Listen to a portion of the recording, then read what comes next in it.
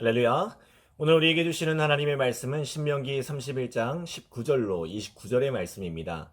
내가 너와 함께하리라 라는 제목으로 하나님의 말씀 증거하도록 하겠습니다.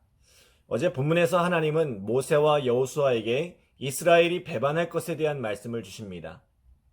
하나님께서 이스라엘 민족을 택하여 애굽에서 노예 생활을 하고 있는 그들을 건져주시고 40년 동안 광야에서 기르시고 또 그들을 인도하여 마침내 약속의 땅 가나안에 인도하셨지만 가나안에 들어갈 이스라엘 백성은 결국 하나님을 저버리고 그 땅의 신들을 섬기다가 하나님께서 말씀하신 모든 심판과 저주를 받게 될 것이라고 말씀합니다.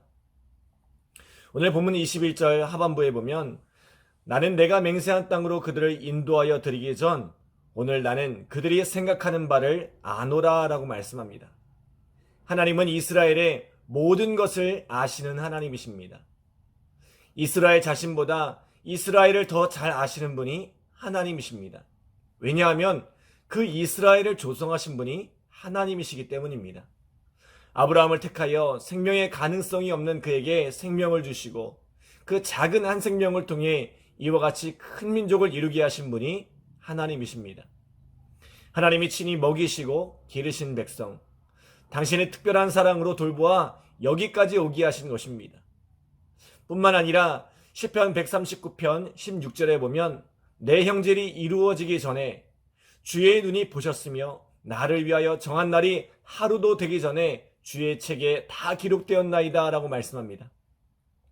하나님은 시간과 공간을 초월하여 역사하시는 하나님이십니다.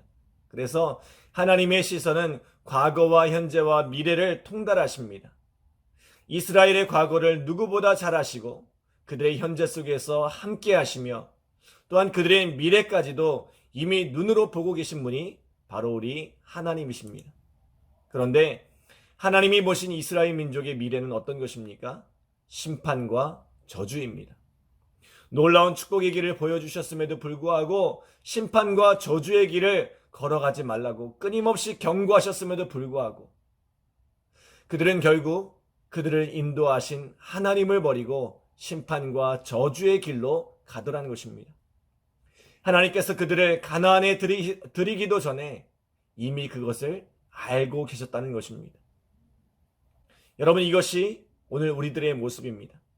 광야의 삶을 끝내고 마침내 하나님께서 예비하신 가나안 땅에 들어갔다면, 고난의 터널을 뚫고 나와 마침내 평탄한 길을 걷게 되었다면, 풍성한 삶을 누리게 되었다면 하나님을 더 잘 섬기고 하나님을 더 열심히 섬겨야 하는데 많은 경우 그 풍요 때문에 넘어지고 또 그 풍요 때문에 잘못된 길을 걸어가더라는 것입니다. 하나님은 이런 우리를 이미 알고 계신다는 것입니다. 이렇게 빨리 은혜를 잊어버리는 우리를 너무나 잘 알고 계신다는 것입니다. 그런데 문제는 무엇입니까? 정작 우리는 그것을 잘 모릅니다. 우리가 이렇게 쉽게 하나님을 저버릴 수 있다는 것을 우리는 잘 모릅니다. 아마 가나안 땅 앞에 있던 이스라엘 백성들도 그랬을 것입니다. 하나님께서 우리를 그 엄청난 기적과 능력으로 인도하셨는데 우리가 어떻게 그 하나님을 잊을 수 있을까? 하나님께서 노예로 살던 우리를, 광야에서 떠돌던 우리를 약속의 땅 가나안에 인도하셨는데 우리가 어떻게 그 하나님을 잊을 수 있을까? 그 땅에 가면 우리는 하나님을 잘 섬기고 하나님의 백성으로 거룩하게 살아갈 것이라고 믿었습니다. 그리고 그들을 인도했던 모세도 여호수아도 아마 그렇게 생각했을 것입니다. 오늘 우리도 그렇지 않습니까? 신앙생활을 하면서 나는 하나님께 축복받는 길을 걸어갈 것이라고, 누구보다도 하나님을 잘 섬기며 살아갈 것이라고 장담하며 살아가고 있지 않습니까?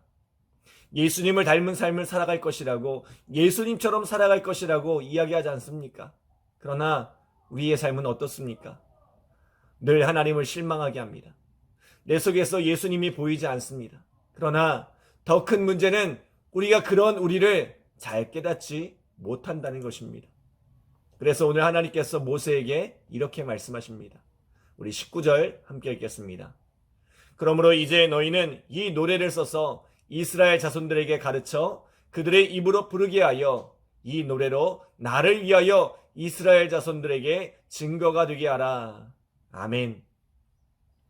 32장에서 그 노래의 구체적인 내용을 말씀하는데 결국 이스라엘 백성이 하나님을 버림으로 하나님의 진노와 재앙이 임하게 될 것이라는 내용입니다. 하나님께서 이 노래를 통해 이스라엘 백성에게 알려주고 싶었던 것이 무엇일까요?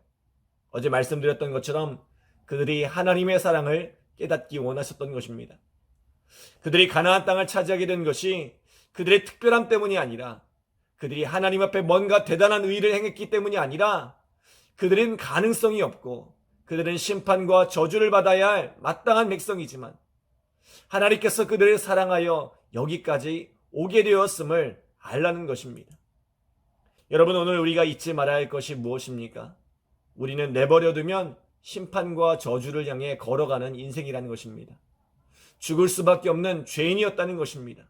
그리고 지금도 여전히 우리는 죄인의 삶을 살아가고 있습니다.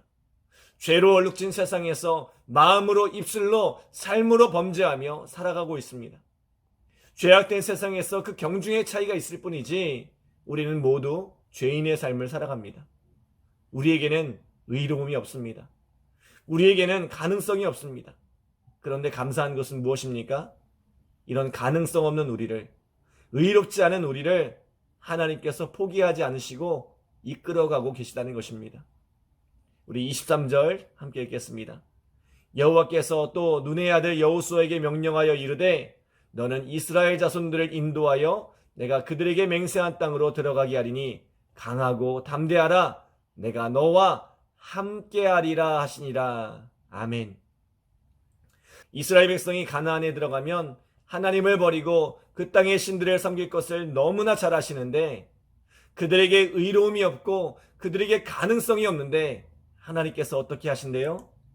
그럼에도 불구하고 그들을 가나안으로 인도하여 그 땅으로 들어가게 하시고 그럼에도 불구하고 내가 너와 함께하리라고 말씀하십니다. 이스라엘의 이스라엘됨은 이스라엘 스스로에게서 나오는 것이 아닙니다. 그들은 늘 넘어지고 늘 범죄하지만 그러한 그들을 끝까지 포기하지 않으시는 하나님에게서, 그들을 끝까지 붙들고 계신 하나님에게서 이스라엘의 정체성이 나오는 것입니다. 여러분, 오늘 우리도 마찬가지입니다. 우리 그리스도인의 정체성은 우리 스스로의 의로움에서 나오지 않습니다. 우리는 늘 범죄하고 늘 넘어집니다. 그러나 우리를 향한 그리스도의 십자가 사랑이 우리를 붙들고 있기에 우리가 그리스도인으로 살아갈 수 있는 것입니다.